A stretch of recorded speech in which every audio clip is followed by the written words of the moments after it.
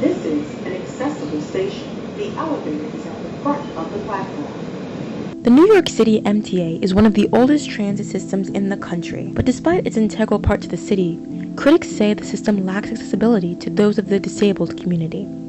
Sasha Blair Goldenson is one of those critics, who didn't realize just how inaccessible the MTA was to the disabled, until after his accident in 2009, where a dead tree twig hit him on the head, which left him paraplegic, and allowed him to experience the subway in a very different way.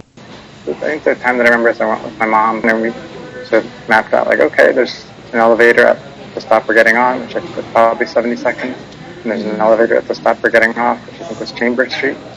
So, like, let's give it a shot. And it, like, basically worked. So it was like, huh.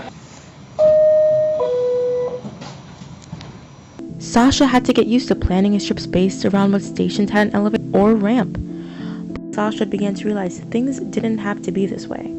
In 2022, a group of rehabilitation centers and non-profit organizations sued the MTA for lack of accessibility in the transit system and won. Rise and Resist, a non-profit organization that Sasha is a part of, was one of those centers. Basically, there wasn't one case, there were two cases, because not having enough accessible stations, so you have to build it, is one case.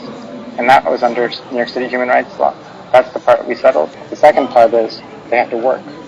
Not only do critics say the system is antiquated, but according to Jessica Murray, a member of Rise and Resist and colleague of Sasha, has broken down the stats the MTA has released on its stations, and has found that the MTA has been corrupting their numbers on the amount of stations they have and whether or not they are accessible.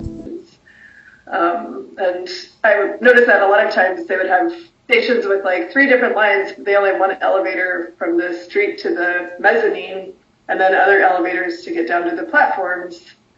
So it's like that one elevator is like really, really important and should be prioritized because otherwise it makes the whole system or the whole station unusable. What Jessica found in her analysis was that the MTA is inconsistent with how they count their stations and also count certain stations as accessible even though the stations only had accessibility in one direction or did not have accessible transfers between other lines. This is something Jessica feels people are starting to realize thanks to the works of groups like Rise and Resist. All this stuff hinges on public perception. And then the lawsuits were it was kind of like that influenced the judge who was overseeing the lawsuit. So he actually said that it was making a difference to like how he thought about it. The fight in court is still ongoing, but groups like Rise and Resist have made it clear they will hold the MTA accountable. Reporting from New York City, Aya Diab from NYU Journalism.